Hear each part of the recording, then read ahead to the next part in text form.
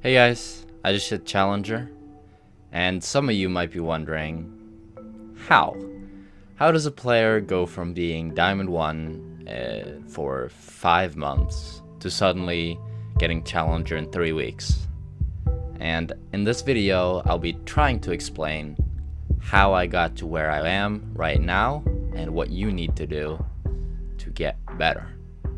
I think to first understand the reason why I was stuck for so long is to look at one of my earlier videos that I made a month ago, which is called Is Ranked Worth It?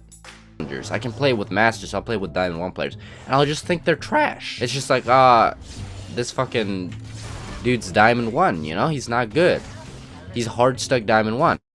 As you can see here, I explain my frustrations, feeling like ranked is kind of pointless and that I don't really feel like any of the players that I'm facing are actually good at all.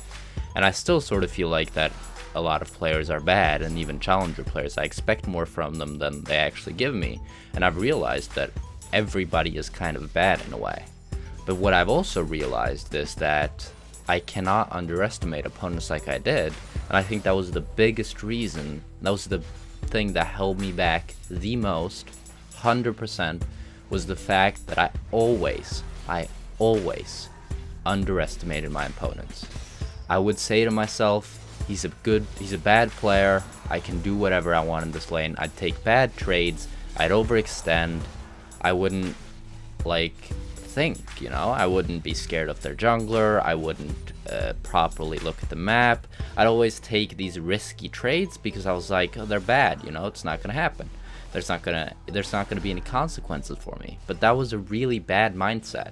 And that was a really bad way of playing. And now, when I'm playing in an elo where I respect my opponents more, I feel like I get more out of it. I don't take these dumb trades like I used to, and I've also become more patient as a player. And that's something I think all of you can learn a lot from. Being patient doesn't mean being passive. What I mean by that is that how I play now and how I played a month ago is very different. I no longer always look to go aggressive, always look to poke, always look to do that. What I do is I push in.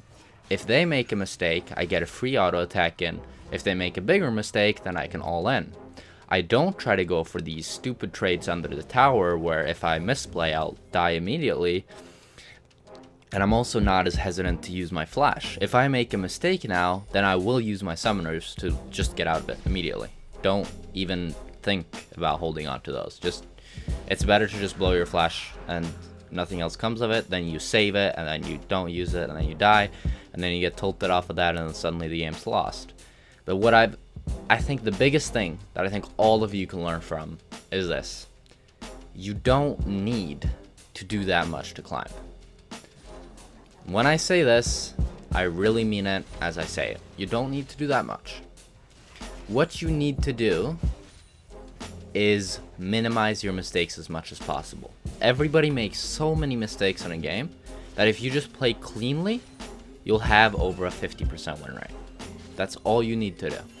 And how do you minimize those mistakes, might you ask? Well, the first thing I think you need to do is play patiently. The biggest thing that I learned is that I take too many bad trades. I looked at myself and I saw that I was always trying to go in, get an auto attack in, and sometimes I'd lose half of my health and essentially just lose my lane just because I really wanted to trade when I should have just been pushing in. Because most of the leads that I get at this elo aren't just getting a free kill level 1 or level 2, it's pushing them in, getting a CS lead, and then using the gold that I got from that CS lead to then fight with them and win the fight. And that's how you should play, and I think you can play like that in every elo. Just get a safe CS lead, push them into the tower because nobody knows how to last it under the tower. Nobody is coordinated enough with their support that they'll get all the CS under the tower. So they will miss a lot of CS, and if you're good at CSing, which you should be, if you're not good at CSing, then that should be your first prioritization, number one. First thing you get good at is CSing, probably most important skill in the game. Doing that, just pushing them in, making sure that they lose CS, making sure that they fall behind just from that, means that it opens up the game for you to play much more proactively. And it opens up the game for you to take a lead without actually having to outplay your opponents at all. all you have to do, and this is very specific to Draven because there are a lot of champions that can't really push. But usually when I play Draven, I sometimes think I'll let them push me in so I can try to fight them. But this would usually result in a really bad trade or a bad fight, and I'd also lose all the minions that were pushing into me. But what you should rather do is just always be pushing, but this is a big important thing. You must have good map awareness. If you have very bad map awareness, then this strategy will make you die. Because if you cannot look at the map, if you cannot read where their jungle will be, then you will get ganked. And if you cannot outplay the gank, then you will die. And that will make your entire lead lost. Unless your laners can get a lead by the jungler being bot lane, which usually doesn't happen, then you'll have lost a huge amount of gold, experience, and your enemies will have gained gold and experience while you were dead, and by killing you. So it's extremely important that if you're always going to be pushed in, you either need to be able to 3v2, you're that strong, or you need to have wards and look at the map and back off at an appropriate time. You can, even if you're gonna 3v2, you should still have it warded just in case the mid laner is gonna come, the top laner has TP, something like that, you know. You have to be aware of everything. Otherwise, like, you need, when I say minimize mistakes, I literally mean just that. If you have to look at the map, you have to see as well, and you have to not take risky trades. That's what you need to do. But let's imagine you're at a place right now where you feel like you're doing everything right, but you can't climb. And I'd say that apart from whatever tip I can give you, it's all in your head. How you improve, how much you improve, how quickly you improve, that's your mentality. That's what you're thinking. You need to have a few things, in my opinion.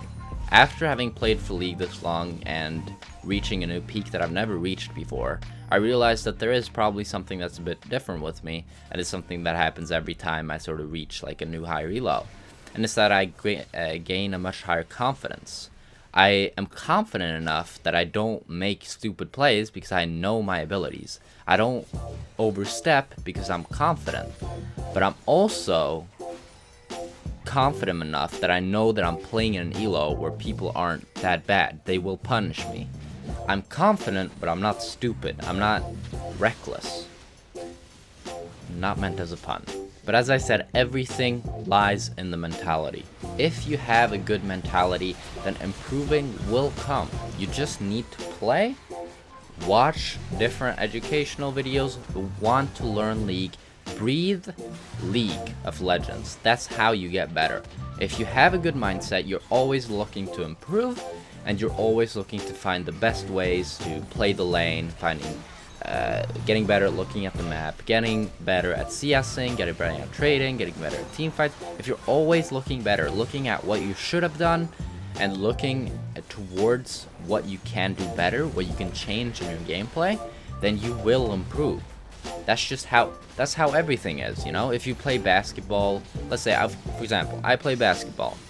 If I'm always blaming my teammates, thinking that my skill is perfect, and I never practice shots, and my shots are horrible, then I will never get better at shooting. But if I start thinking, okay, I need to do this and this and this to get my shot better, and I also need to practice my shot a whole lot, then if I practice my shot enough, and I realize what I need to do to make my shot better, then I will get better.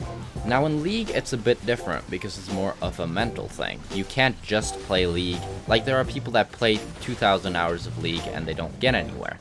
It can be the same with basketball, people who play 2,000 hours and yet they're still bad because they just either aren't looking to improve, they're not really thinking through what they're doing. It's sort of the same, but I think it's more amplified in League, where you can literally never improve, while in basketball you will get better. It's like basic things like dribbling and shooting if you just do it enough, even without thinking. But with League, it's really, really important that you have a constructive mindset, and a mindset that is focused on improving, and that you realize that those losses don't matter. As long as you play better, you will win the next games. You know, that's what I do. After every loss, I think to myself, was it my fault that I lost this? How could I have played better? And it's okay. If I play better in my next games, then I will win them. And I'm really happy, guys. I really hope you guys enjoyed this journey, I guess. I'm really happy that I reached Challenger. This is my first time in Challenger. And I'm not stopping yet, you know. I'm not going to just camp in Challenger. I really want to try to get top 50 before the season ends. That's my realistic goal. My less realistic goal is top 10 before the season ends. Probably won't be able to do that, but top 50, I might be able to do it, and it would be amazing. And I also really wanted to use this replay that you're seeing right now, because I played against Sheriff, who's the rank 1 on EU West right now, and I actually fucking destroyed him. And it was so fucking nice. And I felt like last video was a bit clickbait, you know, I said I destroyed rank 1, I didn't really do it. But in this video, you actually got to see rank 1 being destroyed by yours truly, Jack Spectra. Thank you guys so much for watching, and thank you guys so much for supporting my journey. And I'll be streaming on Twitch, I think, as this video goes up. And I'll be streaming on the main, you know, playing in Challenger solo queue, some of the best players on EU West, so please come watch me if you'd like to see that. Also follow me on Twitter at Jack Spectra, and please like this video if you did like it, and subscribe if you want to see more of my content. Thank you guys so much. Bye.